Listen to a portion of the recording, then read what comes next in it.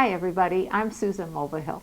Last week I shot a video called Seed Starting Demystified, and in it I talked about why you would even want to start seeds indoors.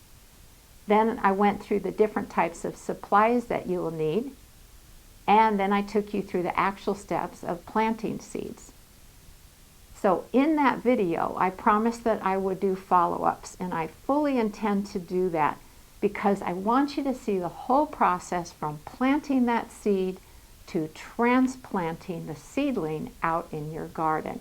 I really want to give you a good overview of how seed starting works. So today I want to give you a follow-up on how the lettuce seeds that I planted last week are doing. Then I want to talk a little bit about seed viability and how to test your seeds to see if you're going to get a good germination or sprouting rate.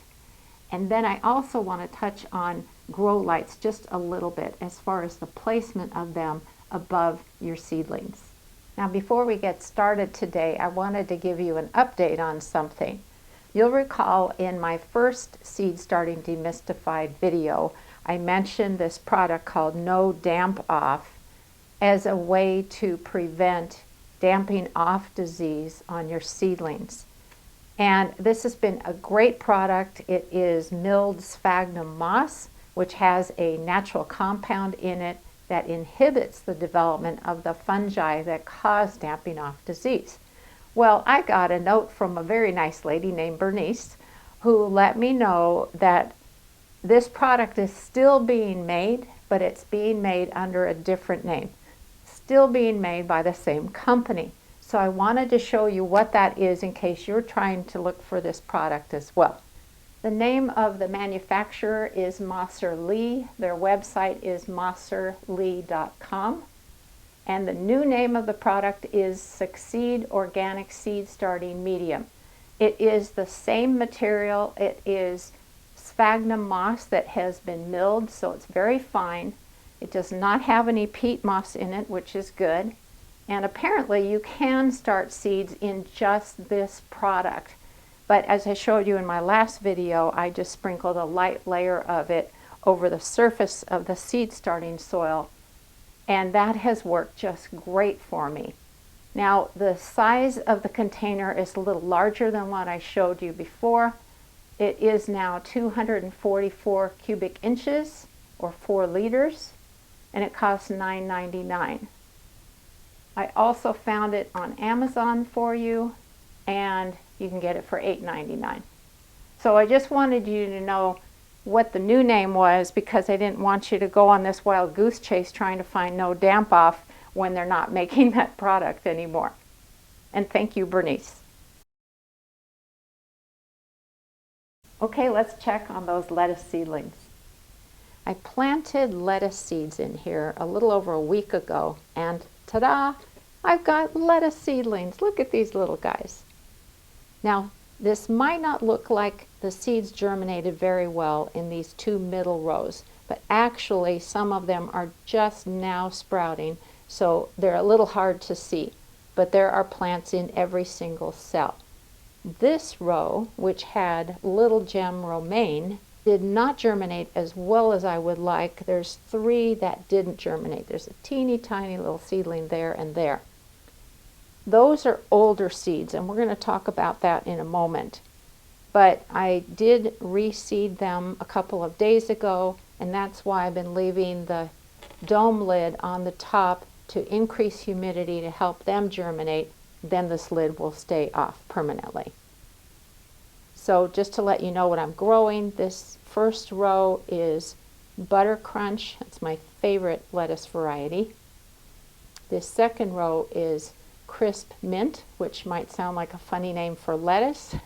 It doesn't have a minty flavor. It actually has a little bit of a ruffled edge, and so whoever named it felt like it looked a little bit like a mint plant.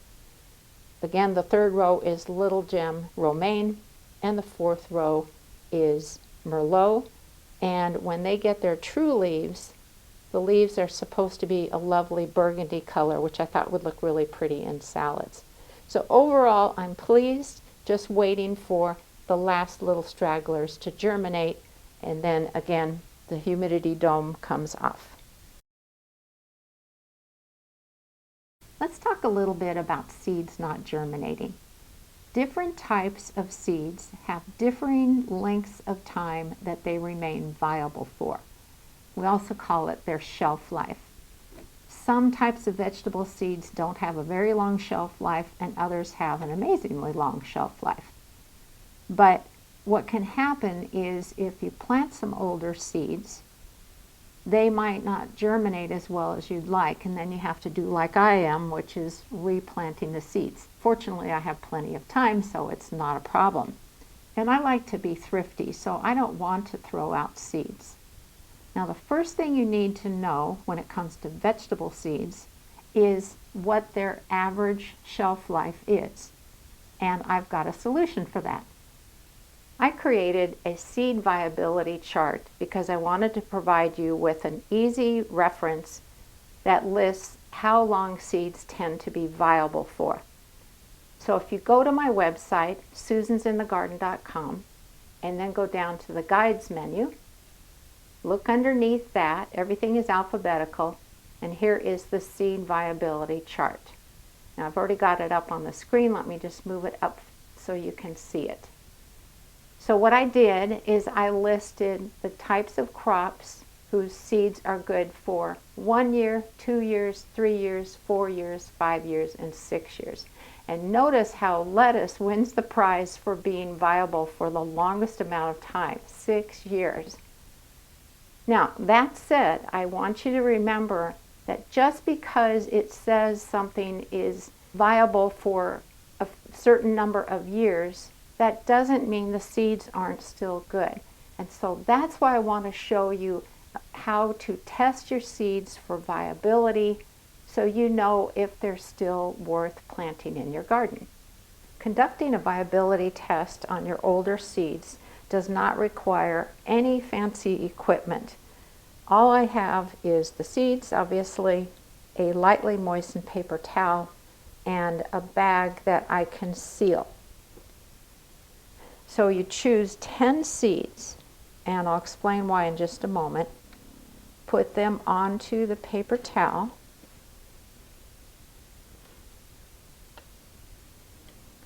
And then you're going to wrap them in that paper towel.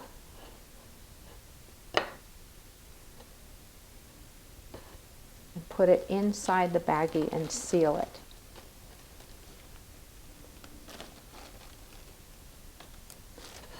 You can put your bag anywhere. I've heard some people put theirs on top of their refrigerator or somewhere slightly warm.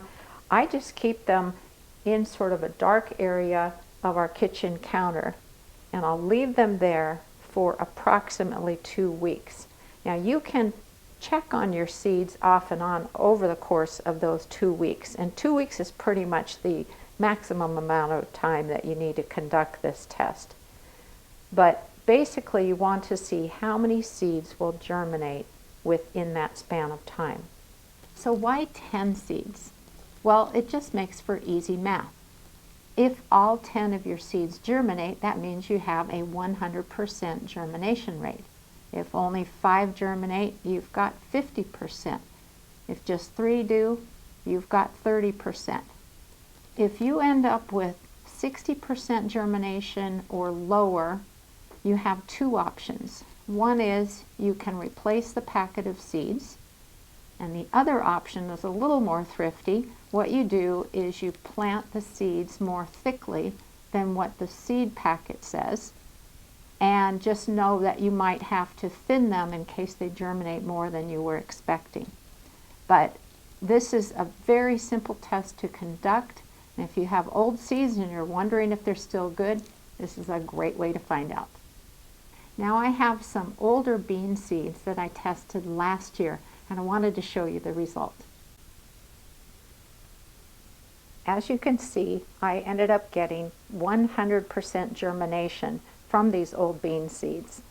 And the other thing I wanted to show you is look how cool they look when they have germinated. I think that nature is amazing.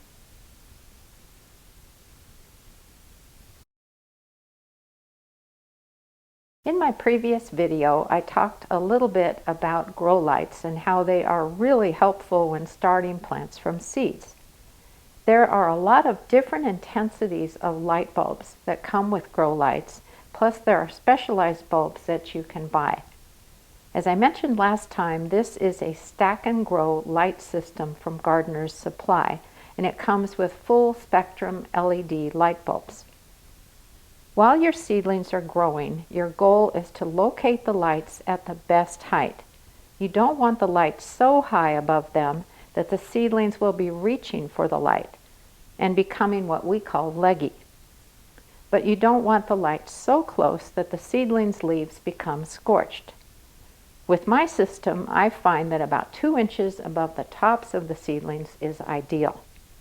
If you're new to seed starting or you have a new grow light system, check the accompanying literature to determine the right height, although most likely you'll have to experiment. Just keep an eye on how your seedlings are doing and they'll do great. Well, that's everything for today. I hope you found this video helpful and interesting, and I really hope you're going to get into seed starting in a big way this year. Thanks so much for watching today, everybody. There will be more updates in the coming weeks. Take care.